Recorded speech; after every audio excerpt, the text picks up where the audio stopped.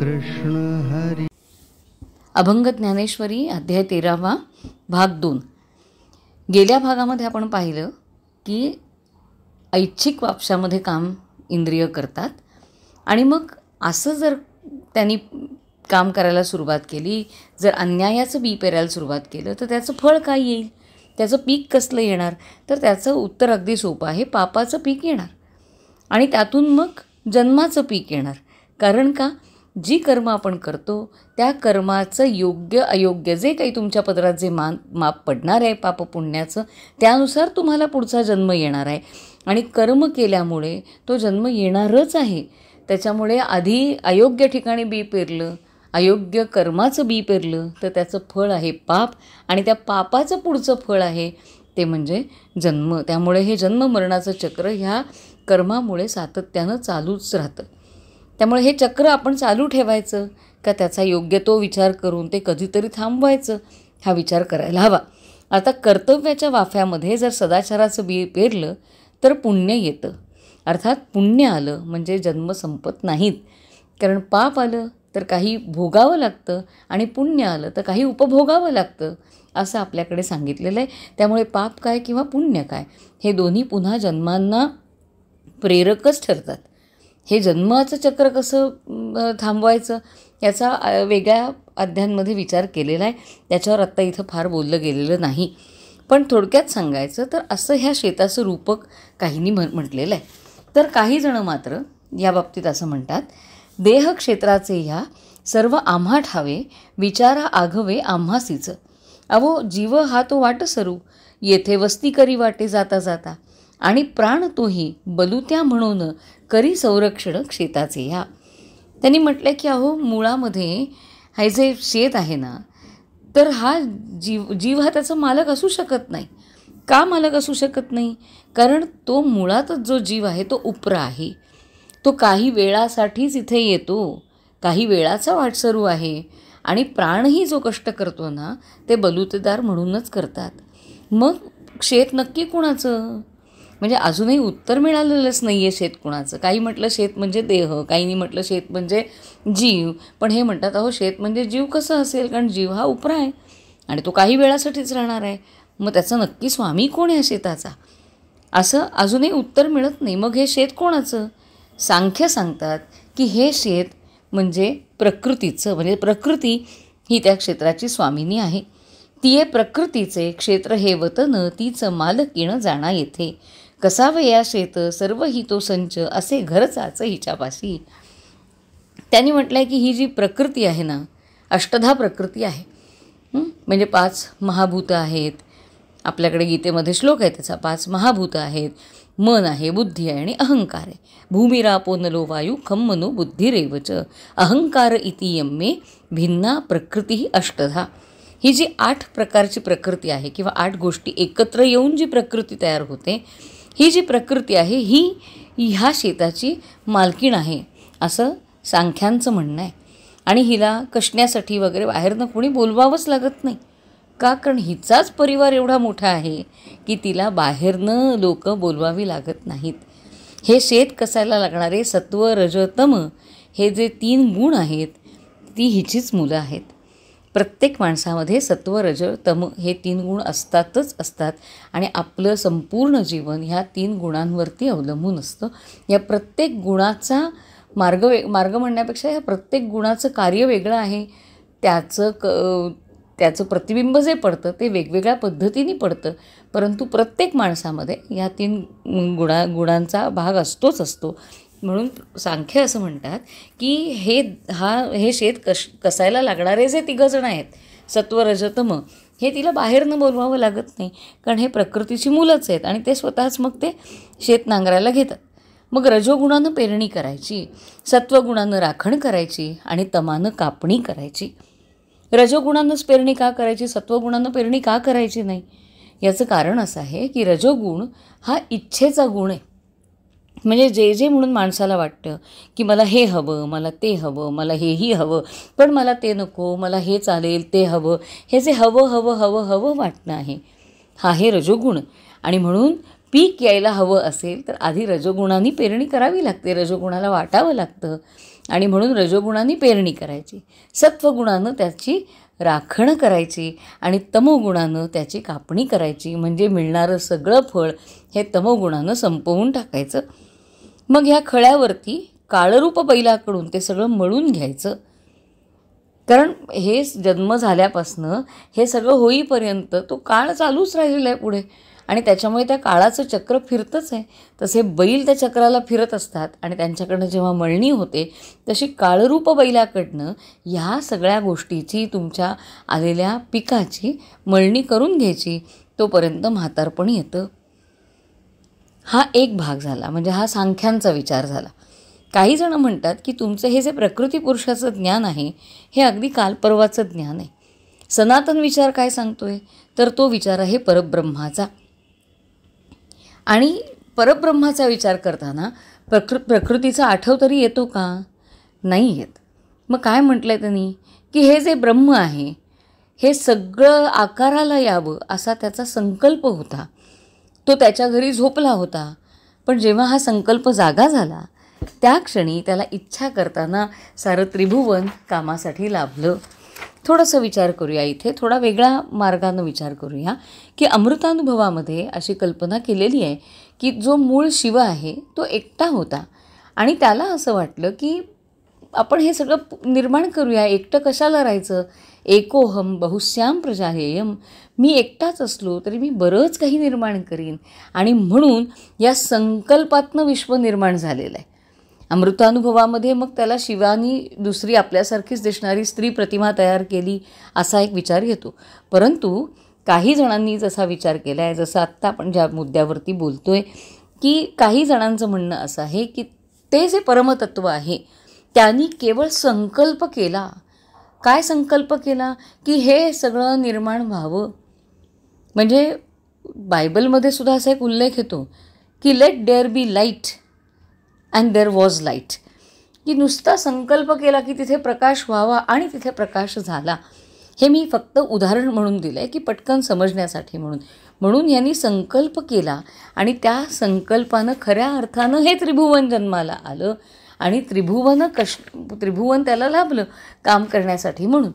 आणि चांगला कामसू असं हे एकंदर सगळं प्रकरण सुरू झालं. आणि काय केलं त्यांनी तर पंचमहाभूतांची जमीन त्यांनी लागवडीखाली आणली. मुळात कशी होती ही जमीन तर ही पहिल्यांदा वैरण अशी होती. ती काही फार सुपीक म्हणावी अशातली काही जमीन नव्हती. ती पंचमहाभूताची जमीन त्यांनी लागवडीखाली आणली. म्हणजे काय झालं तर पंचमहाभूतं जी स्वतंत्र होती ती एकत्रित आली आणि त्यातनं हा देह तयार झाला. 4 प्रकारचे देह तयार झाले. एक आहे जारज, स्वेदज, उद्भिज आणि अंडज. या 4 प्रकारामध्ये प्राणी मात्र विभागले गेले. मग 5 महाभूतांची शरीरं घडवली. त्यांच्या चाहू बाजूला कर्म आणि अकर्म या दगडांचे भराव घातले आणि नापीक जमीन बघता बघता सुपीक झाली. हां, पण ह्याच्यामध्ये या शेतामध्ये जन्ममृत्यूचं मात्र एक भुयार खोदून काढलं जे कुणालाही दिसत नाही. पण त्याच वाटेनं यायचं आणि त्याच वाटेनं परत जावं लागतं. मग हे पंचमहाभूतांचा ह्याच्यातनं जेव्हा देह तयार झाला त्या देहानं अहंकाराशी जन्मभर मैत्री केली. अहंकाराशी मैत्री केली म्हणजे इथे अहंकार म्हणजे फक्त इगो असा अर्थ नाही, तर जे एक ब्रह्मतत्व आहे संपूर्ण चराचराला व्यापलेलं, त्यातनं एखादी व्यक्ती बाहेर आली. उदाहरणार्थ मी आले, तुम्ही आला, तर आपण एक वेगळा आकार घेऊन त्या ब्रह्मातनं बाहेर आलो.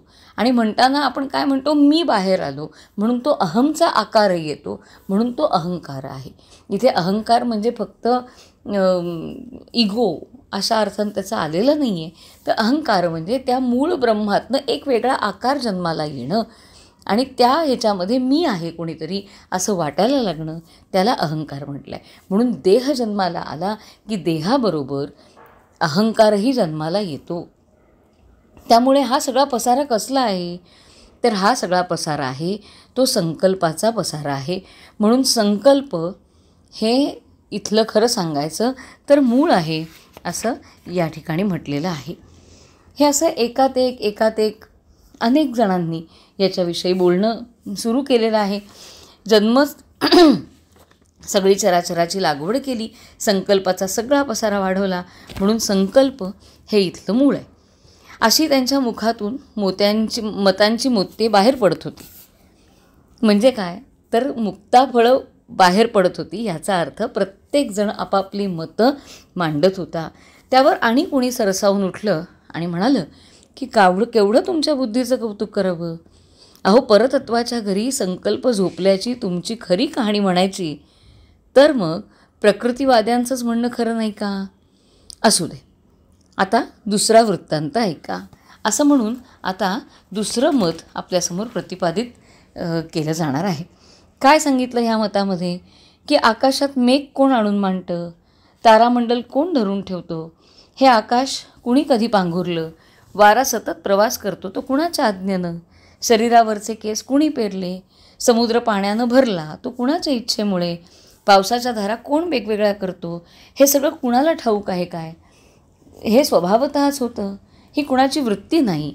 जो हे शेत वाहतो त्याला लाभ होतो, बाकी सगळे हात सोडत बसतात, असं काहींनी त्याच्यामध्ये सांगितलेलं आहे.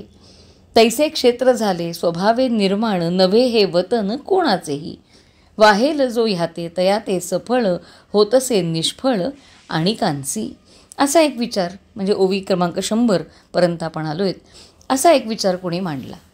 यावर दुसरे एक विद्वान चिडले. ते म्हणाले, अहो, हे सगळं काळाचं राज्य असतं, काळ महत्त्वाचा, संतापलेल्या काळसिंहाची ही दरी आहे. हे सगळं माहीत असून देखील या अरण्य पंडितांचं बोलणं चालूच आहे, केवढा आपल्या हा मताचा अभिमान, असं ते म्हणतात. ते म्हणतात की आता काळाचं महिमान ऐका, केवढा ह्याचा झपाटा आहे. ब्रह्मदेवाचा एवढा सत्यलोक, पण तिथेही ह्या काळाचा चपेटा बसतोच, काळ कुणालाही सोडत नाही. मृत्यू न म्हणे सान थोर, लोकपाल, दिग्गज ही सगळी स्वर्गातली स्थानं आणि सगळी स्वर्गातली मंडळी काळाच्या तडाख्यानं कोलमडून पडतात.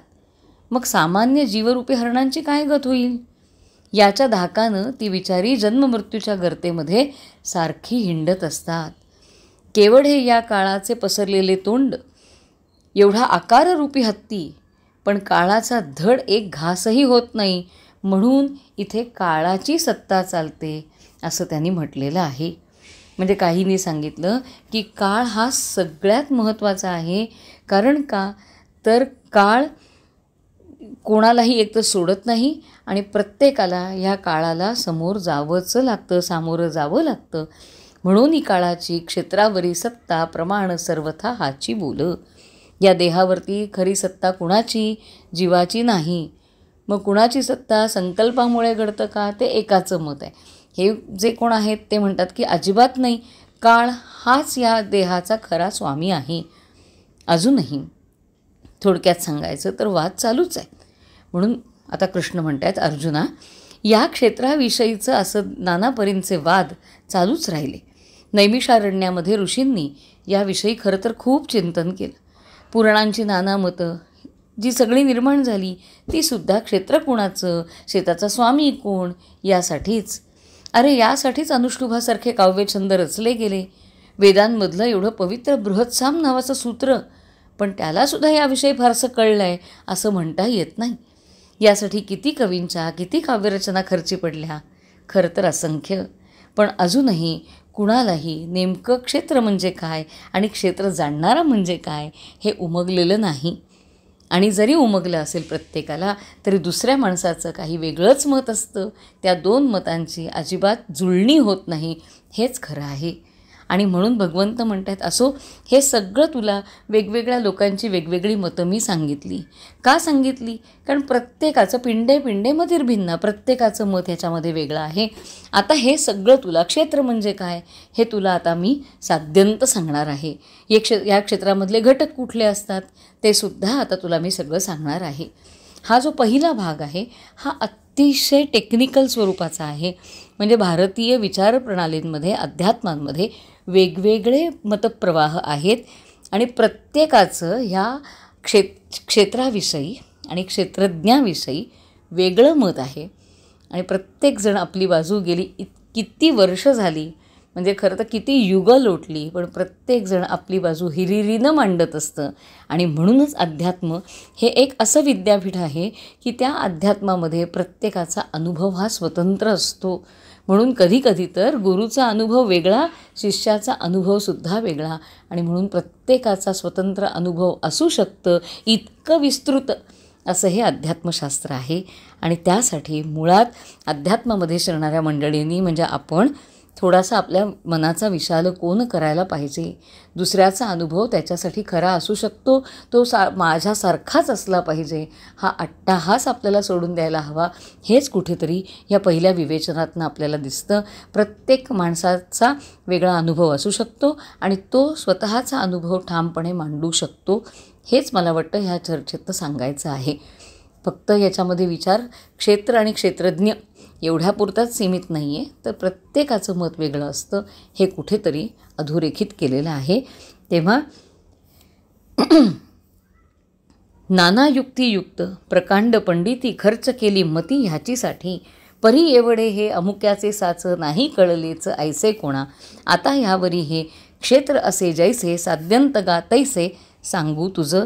असं आपण 125व्या ओवीपर्यंत आलेलो आहोत. आणि ह्या 125व्या ओवीपर्यंत हे वेगवेगळी मतमतांतरं मांडून झालेली आहेत. आता 126व्या ओवीपासनं क्षेत्राचे नेमके घटक कुठले, एकंदर 36 घटकांचा विचार होणार आहे, तो पुढच्या भागामध्ये. इथे भाग क्रमांक 2 समाप्त झाला.